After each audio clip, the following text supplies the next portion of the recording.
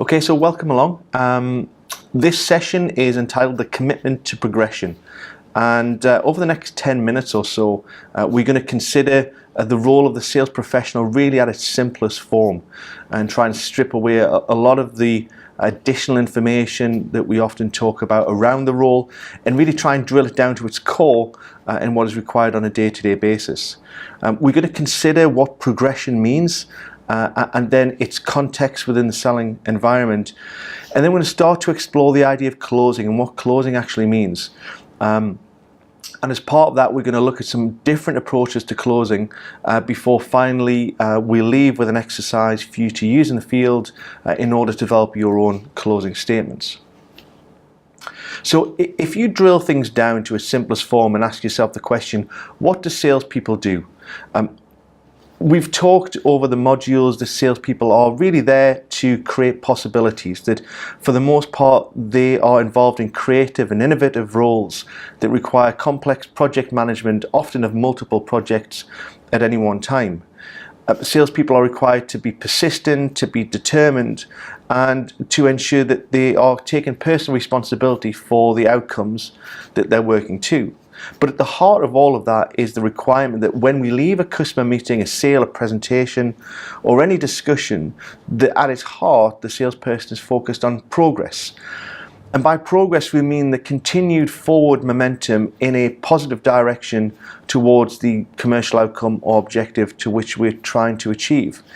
And if you keep progress at the heart of what salespeople are trying to do, then really we don't get too far off from what over the course of the program we've been working towards. So rather than think necessarily about too many specifics or particulars, I want us to keep in mind the idea that we are there to make progress and continue to make progress at the end of every customer interaction.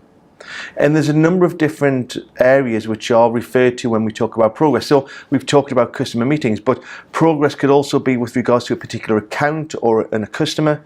Progress could be with respect to a product or an initiative. But for the most part, progress is with regards to the objective or the commercial outcome that we're trying to work towards. Now, at this point, I want to make a distinction, which is between the close in sales speak and also asking for the order, because asking for the order is not the same as the close. Asking for the order is an activity or a tactic which happens at a point when all the other things which have gone beforehand have been done so in a manner which then allows us to ask for the order as an activity. But asking for the order is not the same as the close. So in terms of the close, I want us to think about two particular types of close. The first is the progressive close, which is something which happens continuously throughout the customer conversation, really as a means to check where we are within the sales process, but also to ensure that the customer is happy to continue in that forward momentum and in that direction of travel. And the progressive close also allows us to handle any objections which come up along the way and remove any barriers as they occur. The second type of close that I want us to consider is the final close, and this is a thing which does happen at the end of the conversation. But the close, rather than being about asking for the order, is really about summarizing the key points and agreeing next steps. And the really important word in there is agree. Those next steps shouldn't just be a one-way interaction. Those next steps should be mutual and they should be agreed with both parties. So as you leave a customer interaction, you know that you've made good progress if you've got mutually agreed next steps and commitments on both parts. Asking for the order is an activity, and asking for the order happens during that final close. But if you've done the other things right on the way up to, and if you progressively close throughout the sale, then by the time you get to that point to ask for the order, it's just another activity that you would agree to. So at this point in time, I want to explore 6 different types of closes which you might use towards the end of the selling conversation as part of that final close. Now, as with a lot of things that we've done over the course of the program, you'll see that what's embedded in these closes are questions and effective questions. And at the end of this, what I'll ask you to consider is what are examples of the types of clauses that you could use in the field that align with these 6 different areas that we're going to discuss. So number 1 is the test clause, and some people refer to this as the trial clause. But this is about testing the willingness of the buyer to commit to the next stage at any point of the sales process. So an example would be to say that if we were to satisfy the requirement, would you be willing to commit your resources to making the deal go ahead by the end of the week or by the end of the month? It's about testing their willingness to continue to progress. So you may say to them, is there anything which you've heard which doesn't feel like or doesn't fill you with confidence that if we were to continue down this path that you'd be happy to go ahead? You might say to somebody, is that the thing which is standing in the way, and if it is, if we remove it, then can we continue to progress? So it's about testing or trialing the idea of a clause before you get to that point. The second type of clause is the direct clause, and this is a more straightforward request for commitment. So rather than trying to trial or to test their willingness to close, this is about asking the question, and now that we've agreed everything, will you commit to signing the contract? So this may feel more comfortable for some of you than others, but it usually has to happen towards the end of the sales process, towards the end of the sales journey, and it's a direct request for the order or for commitment. The third type of clause is the cautionary clause, and this allows you to caution the buyer as to some of the possible consequences of not taking action at that particular point in time. So it could be to do with complying with legal or regulatory requirements. It could be to do with there being a window of opportunity whilst there's budget available. It could be to do with ensuring that you start a trial or an evaluation whilst your product or service is available.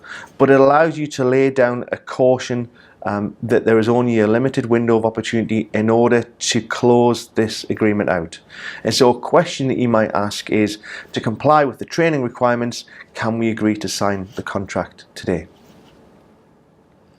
The fourth type of clause is known as the concession clause. And really this is used to give away ground or to concede an area in order to agree next steps. But the important thing here is that we would only concede things which we were already willing to give away. So that might be free product, it might be a evaluation, it might be support in theatre, it could be anything that you would already have done. And so a question that you might ask is, if we can do that today, or if we can agree that, would he be willing to sign the purchase order? So the important thing with the concession clause is that it's about giving something away in return for the next step, but it's something that you were going to give away anyway. The next step is the options clause, and this is really used to provide a range of options to the customer in order to ensure that they feel like they have a choice. The important thing here is that it's a perceived choice. So you may say to them, shall we proceed to the next steps at the end of this week or next? Should we sign the contract this month or next? Should we start the evaluation at the end of this week or next week? Knowing that either option you will be happy with and that you'll be satisfied with. But the important thing is that the customer feels like they've got a choice. Whether you give them 2 choices or 3 is not necessarily important, but allowing the buyer to have this perceived sense of choice is really important. The final clause is the assumptive clause. The assumptive clause is about using positive language that assumes that at some point you will work together. So a very common way of approaching this is to say, when we sign the contract or when we work together, who are some of the people that might need to be involved, or when we begin the evaluation, when would be the best day to start. But it's about using positive language which implies that you've already made an agreement to start working together. Another option is that you might ask the customer, are there any potential issues which we need to consider for when the contract starts? But the important words are those positively implied words, such as when the contract starts, that suggest at some point that you will work together. So there's 6 areas which we've covered.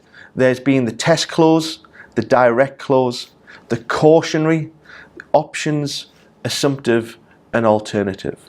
So the exercise that I'd like to leave you with is to take each one of those and develop your own closing statements for use in the field and give them a try. Some of them you will feel more comfortable with than others. Some of them you'll be able to use with some customers and not the others.